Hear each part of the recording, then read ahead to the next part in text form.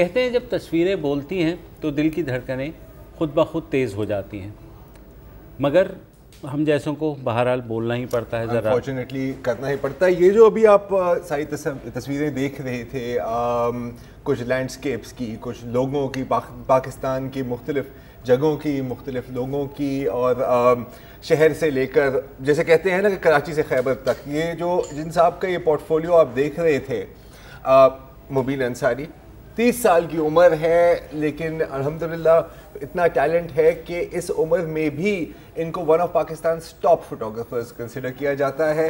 तो first of all Mubeen, thank you very much for joining us. Secondly यार, आप हम लोगों को काफ़ी जेलस कर रहे होते हैं क्योंकि अब हम तो 40s और उससे आगे भी निकल गए हैं, लेकिन कोई ऐसा काम हमने किया नहीं है जिसके बारे में कोई और बात करना पसंद करे कम अज़ कम। तो अब फोटोग्राफी आपका बचपन से ही शौक था, राइट? और जिस तरह आप फोटोग्राफी की फील्ड में एंटर हुए हैं वो भी एक बड़ी मज़ेदार कहानी है। उनके वाले साहब ने आपको एक कोडैक का कैमरा खरीद के दिया। आपको कोडैक याद होगा, बड़ा मशहूर होता है। उसके बाद क्या हुआ? मैं तो ये समझता हूँ कि मेरी जो फोटोग्राफी की जो शौक थी या जो मेरी जो पेंटिंग की थी, और वो दो साथ रास्ते जा रहे थे वो साथ, लेकिन एक और रास्ता था, वो थी मेरी डिसेबिलिटीज़ होती हैं। लेकिन मैं इसको डिसेबिलिटी में नहीं समझता, इसको मैं समझता हूँ कि डिफरेंटली एबल्ड होते हैं। बिल्कुल, ये एक्चुअली एक बड़ा एक चैलेंज है जो मैं इंजॉय करता हूँ। मैं जब मैं 3 वीक्स का था, 3 हफ्ते का, तो मुझे एक सिवियर मेनिंजाइटिस अटैक हो गया था, जिस वजह से मेरी हियरिंग लॉस हुई और मेरी जो स्मेल की लॉस हुई थी। लेकिन ये बड़ी अच्छी बात है, क्योंकि अगर मुझे किसी की बात नहीं सुननी तो मैं ऑल आउट आ सकता हूँ। और मैं रात को भी रात को मैं आराम से मैं सोच सकता हूँ मैं। तो अभी तो आप देख सकते हैं कि आला जो है वो कान के अंदर जाता है, लेकिन बचपन में उस वक्त जो टेक्नोलॉजी आती थी कि इतना बड़ा आला था, वो आप अंदर जो ईयरफोन भी थे, जो मैं काफ़ी सेल्फ कॉन्शियस था मैं उस वक्त। तो मैं उस तरह से मैं अपनी उम्र के बच्चों से मैं बातें नहीं करता था, मैं ज़्यादा बहुत ही इंट्रोवर्टेड था। लेकिन इस तरह जब मौका मिला कि मैं अपने ऑब्जर्वेंस अपनी जो सराउंडिंग को उनको ऑब्जर्व करूँ मैं, और उनको फिर उनकी मैं ड्राइंग करता था मैं पहले। अच्छा। तो ए लेवल में फाइन आर्ट पढ़ी थी मैंने। 2002 में जब मैं अपना ओ लेवल्स कर रहा था, तो मेरे फादर ने DSLR दिया मेरा, और फाइनली फिर मैं सबके साथ आहिस्ता आहिस्ता इंटरेक्ट करना शुरू किया मेरे उस कैमरे के साथ जो है। तो अपने टीचर्स के पोर्ट्रेट लिए, अपने टीचर्स की और क्लास फेलोज की। और एक दिन एक मेरा क्लास फेलो था, उसका फड्डा हो गया किसी लड़की पे। अच्छा। अब वो फड्डा हार गया वो, और वो बास्केटबॉल कोर्ट में वो चला गया, और वो जो है लेकिन मैं भी बास्केटबॉल कोर्ट में छुपा हुआ था। मैं प्लांट की फोटोग्राफी कर रहा था, मेरे ऊपर DSLR पर रहा था, मुझे याद है। और मैंने देखा कि ये इसको पहले ये रो रहा था इसको, तो किसी ने इसको पता नहीं गमला मारा था, और मेरे बिल्कुल एंगुश में बिल्कुल। तो मैंने सोचा कि क्या ये मैं मोमेंट कैप्चर करूं या मैं इसको मैं जाने दूं, क्योंकि ये तो ऐसा मौका आपको फिर नहीं मिलेगा। और जैसे ही मैंने कैमरे को मैंने दबाया तो फिर मैंने देखा कि यार I have a connection with raw human emotion, कि मुझे बड़ा पसंद आया वो।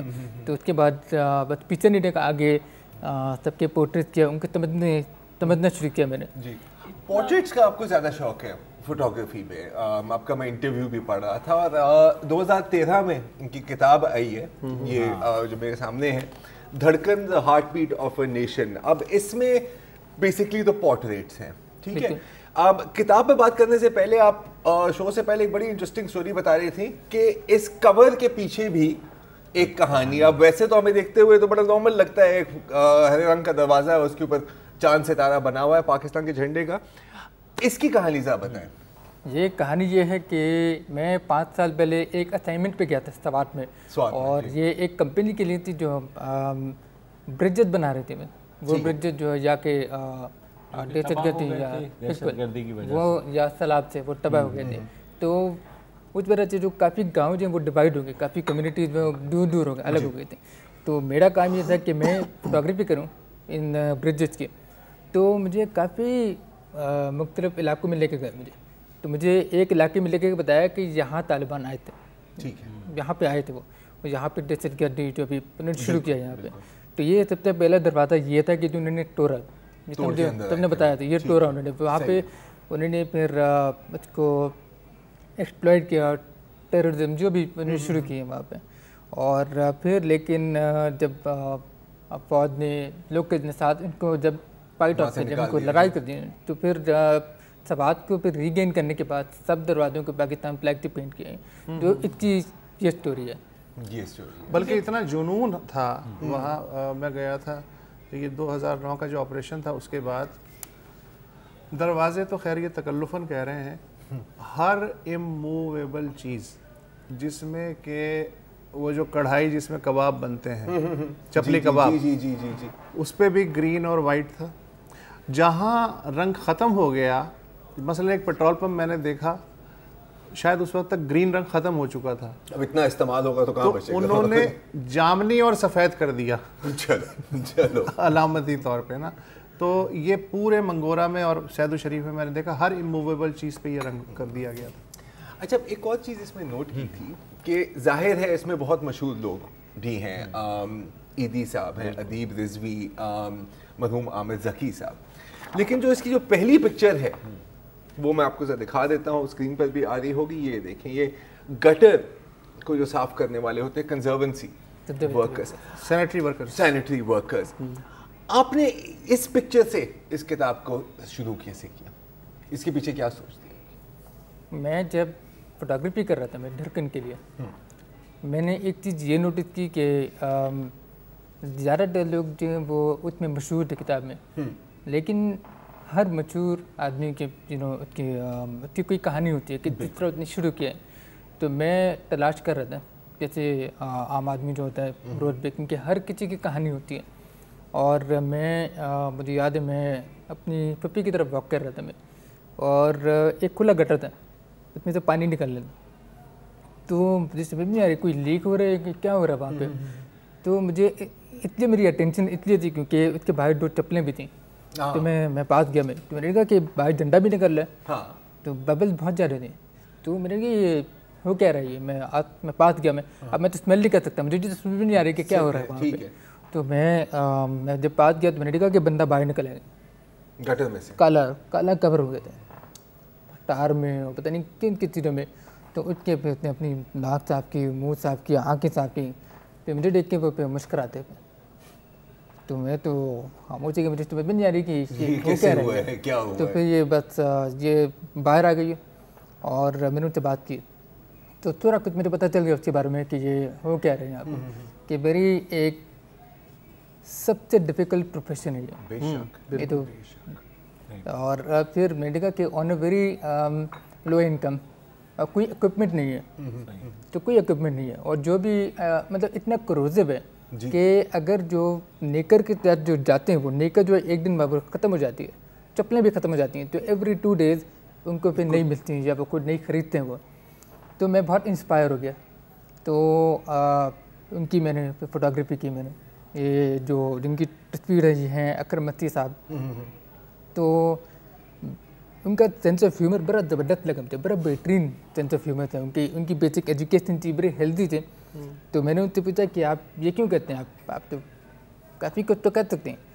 तो वो कहते हैं कि अगर हम ना करें तो फिर कौन करेगा। आपने इसके पीछे एक फिल्म भी तो पूरी बनाई है, एक मूवी बनाई है हेल होल के नाम से। जी। तो वो अभी रिलीज हुई है या अभी वो आनी है? वो जो ये उनके अंकल हैं। हाँ, नहीं ये उनके अच्छा, जो मेन उनके अंदर मरकजी बिल्कुल उनके बारे में। अच्छा मुबीन, आपने हज़ारों तस्वीरें खींची हैं, इमारतों की, मैदानों की, फूल, नेचर, फेसेस, मतलब कुछ भी नहीं छोड़ा आपने। ये जो होता तो कैमरा ही है, ये बेसिक तस्वीर जो है वो कौन खींचता है? दिमाग, दिल, आँख या शटर बताने वाला हाथ, कौन खींचता है तस्वीर? ये तो सब चीज़ की कॉम्बिनेशन है। अच्छा, लेकिन अगर मुझे उसको एक वर्ड में डिस्क्राइब करना हो, वो है इज़्ज़त, रिस्पेक्ट। वाह। अपनी सब्जेक्ट की इज़्ज़त करना, अपनी आर्ट को इज़्ज़त देना, अपनी जो भी आप कुछ जस्टिस करना चाहिए उसकी इज़्ज़त देना, क्योंकि इज़्ज़त सब कुछ होती है। फिर आप क्योंकि ये तो टेक्निकल लफ्ज़ तो नहीं है, लेकिन आप इसको एक बार अप्लाई करें तो सब कुछ में ये चल जाता है। जैसे आप जो कह रहे हैं कि आपकी दिल की सब कुछ है। अच्छा, इसके अलावा इज़्ज़त तो आपने बड़ा वैलिड पॉइंट यहाँ पे किया, लेकिन जो तस्वीरें आपकी बोल रही हैं उसमें एक मोहब्बत भी झलक रही है आपकी उनके साथ। तो आपके अंदर जो मोहब्बत है वो मुल्क से है, लोगों से है, किस चीज़ से है कि जिसने आपको इतनी खूबसूरत तस्वीरें उतारने पर मजबूर किया? मुझे मोहब्बत मुल्क से भी है और आप कह सकते हैं कि इंसानियत से भी है। अच्छा। क्योंकि मेरा जो भी चैलेंज है मेरा, डिस्पाइट दैट हर किसी ने मेरी हेल्प किया। अगर मैं किसी दुकान के पास जाऊं और दुकानदार के पास उसको बोलूं कि मुझे ये चाहिए, लेकिन मुझे आपकी आवाज़ नहीं आ रही, शोर बहुत ज़्यादा है, तो फिर वो इशारा करेगा कि बस इतना इतना ये सब है, चाहे वो दुकानदार हो। अच्छा, ये और बता दें, गमले वाली भी मोहब्बत हुई? बहुत मुश्किल सवाल है ये तो। अभी अब ब्रेक के दौरान सोचा हम एक छोटी सी ब्रेक लेते हैं और ब्रेक के बाद इस गुफ्तगू को जारी रखते हैं। ब्रेक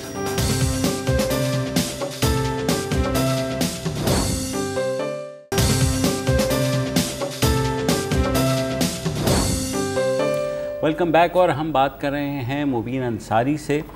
मुबीन, तो वही सवाल, गमले वाली मोहब्बत हुई कि नहीं हुई? अब मैं आपको क्या बताऊँ, अभी तो मेरा सारा ध्यान तो अभी सारी फोटोग्राफी पे। अभी वाला मोहब्बत तो अभी काम से मोहब्बत। चले हम मैं बचा लेता हूँ, हम बचा लेते हैं, खुदा के लिए मैं भी बचाना चाह रहा हूँ। अब्बू भी इनके देख रहे होंगे तो। ये जो पाकिस्तान आपने दिखाया है अपनी तस्वीरों में, 4-5 ही फोटोग्राफर हैं पाकिस्तान में जिन्होंने इस तरह से पाकिस्तान दिखाया दुनिया को। और अच्छा, आप बाहर भी जाते रहते हैं, आप यहाँ भी लोगों से बात करते रहते हैं, वर्कशॉप्स में जाते हैं। ये जो तस्वीर होती है जिसके बारे में कहा जाता है कि 1000 लफ्ज़ की ज़रूरत नहीं है, एक तस्वीर काफ़ी होती है। ये जो तस्वीरें हैं, इससे पाकिस्तान का इमेज या पाकिस्तान के बारे में जो तासुर है वो चेंज होता है जब देखने वाला देखता है। तो ये एक्चुअली होता ही। कोई एक वाक़या बताइए कोई ऐसा। एक्चुअली मैंने जब मुझे याद है जब मैंने ये किताब लॉन्च की थी यूएसए में, सबसे पहली लॉन्च उसकी थी पोर्टलैंड में। और अच्छा। वहाँ पे उन्होंने सबको बुलाया। वहाँ पे एक हॉलोकॉस्ट सर्वाइवर भी थे उधर, वहाँ पे 90 साल के थे वो। और काफ़ी मुख्तलिफ तरह के लोग थे, नॉट ओनली ओवरसीज़ पाकिस्तानी, काफ़ी सारे लोग थे। तो वो तस्वीर देखते गए और बस ये हैरान हो गए कि ये भी होता है। इस बात में मैं ये कहना चाहूँगा कि जैसे एक जो मैंने खातून की तस्वीर बनाई थी परवीन सईद के नाम से। परवीन सईद जो है वो 3 रुपए के लिए खाना बनाती है, खाना घर वाली खुदा की बस्ती में तो उनके। और फिर सब ने उनको देखा, फिर सोचा कि हम सब इनके लिए डोनेशन ड्राइव कर लेते हैं, डैलस से, पोर्टलैंड से। तो इसी तरह ये जो है इमेज परसेप्शन से आगे भी बात चली गई कि सब तो एक ग्लोबल विलेज बनाया गया, कि सब एक दूसरे को हेल्प की गई है। लेकिन जो लैंडस्केप्स हैं या जो सबकी जो ह्यूमैनिटी स्टोरीज हैं, उसमें थोड़ी सी परसेप्शन चेंज तो आई थिंक हुई है। अच्छा, आपने लैंडस्केप की बात की तो आपका एक आर्टिकल भी था डॉन में, जो आप गए थे ये वखान कॉरिडोर की तरफ, इसको यहाँ पे हम ब्रोगिल कहते हैं शायद। अब देखिए, अब एक तस्वीर देखने से ये पता नहीं लगता कि उस तस्वीर के पीछे कितना काम किया गया था। और मेरा ख्याल है ब्रोगिल में आपके साथ एक वाकया भी हुआ था कि आपको लग रहा था कि आप बच नहीं जाएंगे। बिल्कुल। हाँ, उसके बारे में थोड़ा सा बताएं, वहाँ पे क्या हुआ था आपके साथ? वो जो ब्रोगिल में ब्रोगिल जो है वो एक इलाका है वो जो केपी के और गिलगित बल्टिस्तान के बीच में मुख्तलिफ रास्ते हैं जाने के लिए। उसकी ओरिजिन ये कि वाखान एक इलाका है अफगानिस्तान में, और वहाँ पे एक कम्युनिटी है, बाकी की कम्युनिटी मुख्तलिफ इलाकों में वो माइग्रेट किया उन्होंने, चाइना, ताजिकिस्तान, पाकिस्तान, ज़्यादातर तो गिलगित बल्टिस्तान में। तो अंग्रेज़ों ने नाम रखा है वाखान कॉरिडोर, क्योंकि वो एक ट्रेड कॉरिडोर थे। जी हाँ। तो पहली बार जब मैं गया था, मैं 2014 में 2014 में, लेकिन मैं कामयाब नहीं हुआ। मैं गिलगित साइड से जाने की कोशिश की मैंने, क्योंकि उससे जब हम जा रहे थे, वो आपको पता है ना कि गिलगित जाते हुए 24 आवर लग जाते हैं, कोई बीच में सिग्नल नहीं होते। तो जब हम जा रहे थे तो कराची एयरपोर्ट अटैक हो गया था उस वक्त। तो फिर जब हम वहाँ पहुँच गए चेक पोस्ट पे, उन्होंने बोला कि यहाँ पे हम आपको जाने नहीं देते क्योंकि ज़रा मसला है यहाँ पे। तो हम कहीं और चले गए, लेकिन हम हिम्मत नहीं हारे, हम अगले साल फिर से चले गए। इस वक्त हम KPK से गए, KPK से आगे चलते चलते गए 8 दिन के लिए और गिलगित बल्टिस्तान पे उतर गए। और ये ऐसा इलाका मैंने कभी देखा नहीं मैंने, in terms of culture, in terms of landscape. ख़तरनाक तो है कि हर 5 मिनट के बाद जो है वो मौसम बदल जाता है। ओके मुबीन, हम ज़्यादातर नेगेटिविटी को फोकस करते हैं, आपने जो है पॉजिटिविटी को फोकस किया है, ठीक है। तो उसका रिज़ल्ट आपको नज़र आया है कि कोई चेंज आपके काम से हुई? काफ़ी तरह के चेंज मुझे नज़र आए। मुझे सबसे ज़्यादा अपने अंदर, क्योंकि मैंने काफ़ी कुछ सीखा है। मैं हमेशा सेल्टर्ड होता है, मैं हमेशा अपने आप को काफ़ी प्रोटेक्टिव एनवायरनमेंट में रखता रहता, बिल्कुल। तो इससे मैंने सीखा है कि मैं आगे थोड़ा चला जाऊँ। अब जो नेगेटिव चीज़ें हैं, अगर आप इस तरह बैठ जाएँ, नेगेटिव जो न्यूज़ होती है, जो नेगेटिविटी होती है, वो बिल्कुल 2 वे स्ट्रीट की तरह है, वो आती जाएगी। जब तक आप उठेंगे नहीं, जब तक आप एक्स्ट्रा माइल पे नहीं जाएंगे, तो फिर तब तक वैसे ही होगा। तो व्हेन यू गो ना एक्स्ट्रा माइल पे, आपको पॉजिटिविटी हर जगह नजर आएगी। थोड़ी सी मेहनत की बात होती है, मतलब थोड़ी कोशिश करनी होती है, थोड़ी मेहनत करनी होती है। इनकी एक और किताब आने वाली है और वो है the white in the flag, Pakistan की अक़लियतों के ऊपर। हाँ जी हाँ, उसकी भी कुछ पिक्स हैं जो भी हम स्क्रीन पर चला रहे हैं। और मेरा ख्याल है धड़कन का एक पार्ट 2 भी आप जी बिल्कुल लाना चाह रहे हैं। उसमें आप क्या ज़्यादातर कॉमन पीपल पर फोकस रखना चाह रहे हैं इस दफ़ा, अनसंग हीरोज़, उसके बारे में थोड़ा सा बताएं कि किन किन को आपने चूज़ किया है उसमें सब्जेक्ट्स? धड़कन 2 में वो लोग हैं जो कि फर्स्ट में नहीं हैं, लेकिन धड़कन 2 में ज़्यादा बैलेंस है, या ज़्यादा जो अनसंग हीरो थे वो ज़्यादा हैं उसमें। जैसे और वो भी लोग हैं जैसे जो हमारे आइकॉन्स थे, जिनको हम इतना जो है ना याद नहीं कर रहे, जिनको हम भूल गए। हाँ। जैसे अभी बानो कुचिया की जी उनकी फोटोग्राफी की थी मैंने 2012 में की थी मैंने, और ये भी इस किताब में है वो। तो अभी कुछ महीने पहले फौत हो गई, तो मुझे काफ़ी लोगों ने कहा कि ये जिंदा थी सारे वक्त, हमें तो नहीं पता रही है। रेशमा जी फौत हो गई, 3 दिन के लिए हमने गाने सुने और बस हम भूल गए पे, आगे बढ़ गए। तो इसी तरह हमारे काफ़ी सारे आइकॉन्स हैं, हम उनको सिर्फ सेलिब्रेट करते हैं अगर वो कुछ चीज़ इंटरनेशनल करें या अगर वो उनके पॉट होने के बाद। बेशक। तो I want to celebrate them while जब वो जिंदा हैं। बहुत खुशी हुई मुबीन आपसे मिलके, और we wish you best of luck.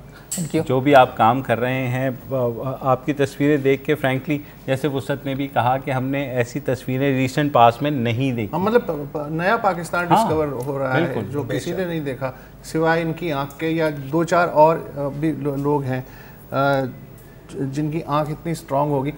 ये जो शौक़ है, ये शौक़ किसी दिन आदमी को मार देता है अगर इसमें से पैसा कमाने की कोई तरकीब ना हो। तो ये कमर्शियल वैल्यू भी है इसकी, या कमर्शियल वैल्यू तो उसकी तो आप कह सकते हैं है, लेकिन मैं इसको कमर्शियल वजह से मैं नहीं कर रहा, ये मेरा पैशन प्रोजेक्ट है। हाँ ठीक है। तो कमर्शियल तो जो भी मैं कमाता हूँ मैं उसको अपने बुक में उसको इन्वेस्ट करता हूँ। तो पेट के लिए क्या करते हैं? पेट के लिए वो भी हो जाते हैं। अच्छा। तो अगर आप कंजूसी ना करें तो हमारे भाई हैं ये। बिल्कुल सही। Thank you so much. और हमारे लिए वाकई बहुत बड़े एजाज़ की बात है कि पाकिस्तान के एक बहुत बड़े फ़ोटोग्राफ़र जो हैं वो आज हमारे मेहमान हैं। एक वक्फ़ा ले लेते हैं, उसके बाद आपको एक और मेहमान से मिलवाते हैं।